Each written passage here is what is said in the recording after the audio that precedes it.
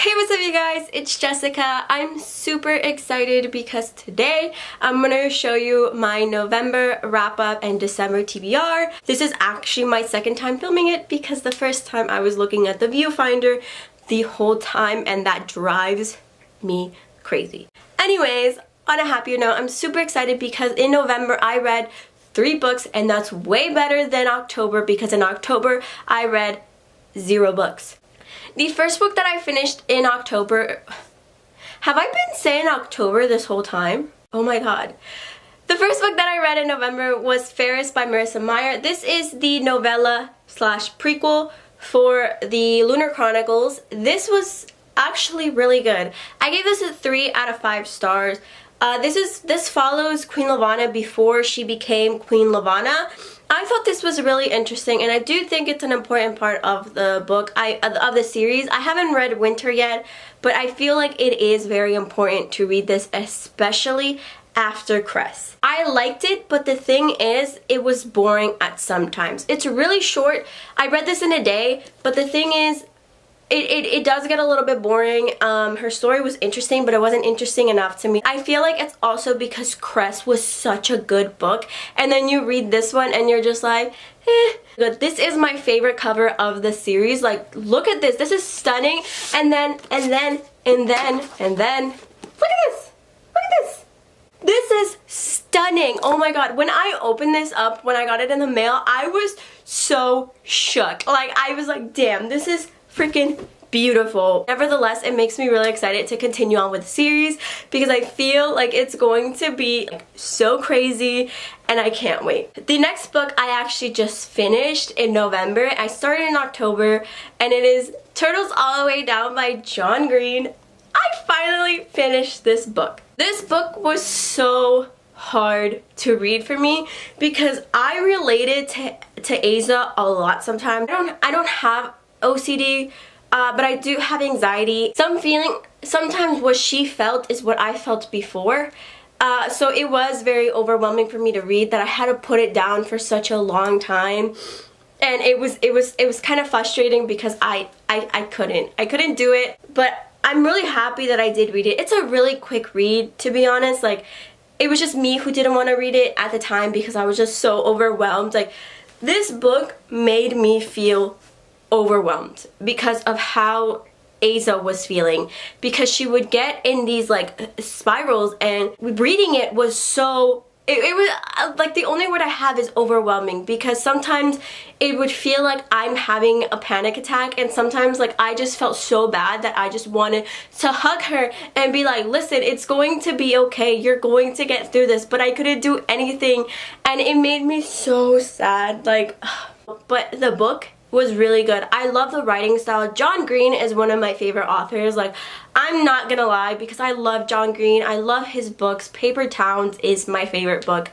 And apparently, he might turn it into a movie. There's a high chance Turtles All the Way Down is going to be a movie, and I don't know like how that's gonna turn out because it's a lot of her being inside her head. It's just like, the book overall has barely any plot, and I think that kind of fits very well with how she's doing, because Aza and her friend are trying to find this missing billionaire who's like, he's a fugitive, and they're trying to find him and to find the to get the award prize, which is like a lot of money. But anyways, it's like Aza wanted to help. Aza wanted to help Daisy find this guy, but it's just like she was so stuck in her head because of her intrusive thoughts that she couldn't focus around it. She couldn't focus on Davis. She couldn't focus on Daisy, and it was, is that her name? I forgot her name. It was just like the plot wasn't there, but it fit well because of the point that she's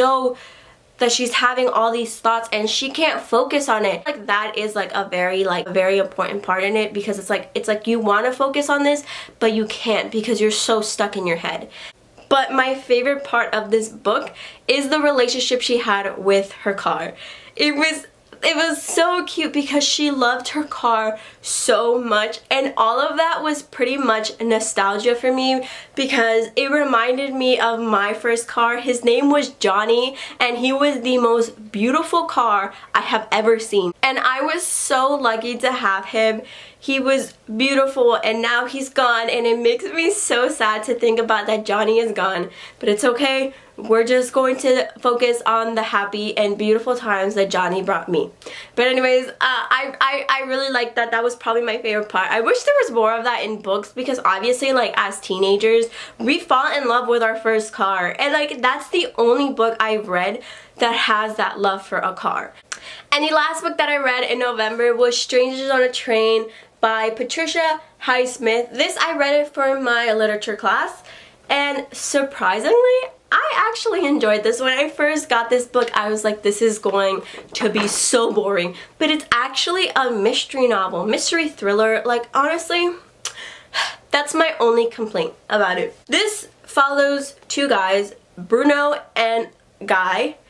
They meet on a train, and then Bruno tells him his plan of switching murders. That's pretty much it. It literally tells you everything on the back, which I think is kind of like a spoiler. I feel like whatever. He manipulates him to commit murder, and it's just like, why would you?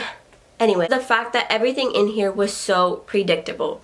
Everything that happened in here, it was obvious that it was going to happen, and it was just like why is it considered a mystery novel? Like, and we also watched the movie in my class, which is completely different from the book, and I really liked the movie. I thought it fit really well with like what Patricia Highsmith was trying to do. I heard that out of her novels, I don't know if it's just this one, that what she wants to do and what she finds really fascinating is that anyone is capable of committing crime.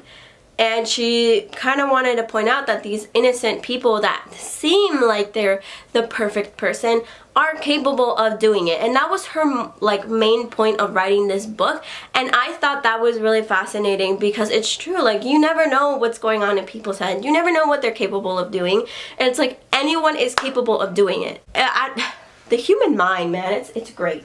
Now I'm going to show you my TBR for December. I have here 4 books, and I'm honestly probably not going to read them until the end of this month when I'm on winter break, because it's finals.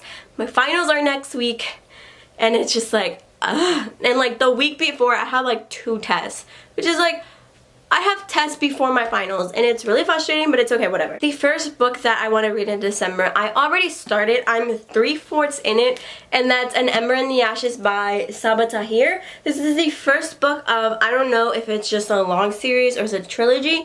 I don't know. I don't know how to feel about this yet. I am 3/4 in. I have like 100 more pages left, 120 pages, but yes, this has been on my TBR for so long, and I finally got the chance to read it.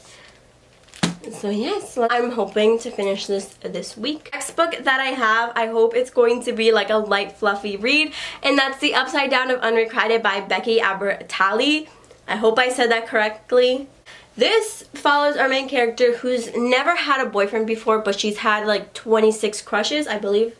Yes, she has had 26 crushes, but she's never had a boyfriend. Her sister and her girlfriend want to help her do something about it, help her get a boyfriend. That's all I can gather from this. I hear the diversity in here is very good. There's so much diversity in this book, and I'm really excited to read this. The next book that I have here is The Night Circus. I really want to get to this as quickly as possible. Like, I have to finish this year with having this read. I've been wanting to read this forever. Like, there's such a, like, I hear nothing but good things about this book. I don't know much about it, and I kind of just want to keep it like that. All I know is there's 2 magicians, and that there's a circus that comes without warning, and it's at night. That's all I know, and that's all I want to know. And the last book that I'm planning on getting this month is The Last Magician by Lisa Maxwell. This has been on my TBR for such a long time, and also it's one of the books in the books that I want to finish before the end of this year. I have to finish this. I have to. Like, I have to read this. This is something I was looking forward to ever since I found out about it, and I haven't even gotten the chance to read it. This is also going to be something I'm going to read during my winter break. Hopefully I do get to it as quickly as possible. I have so much hopes for this winter break. Yeah, that's it for today. Thank you guys so much for watching, and I'll see you guys next time. Bye!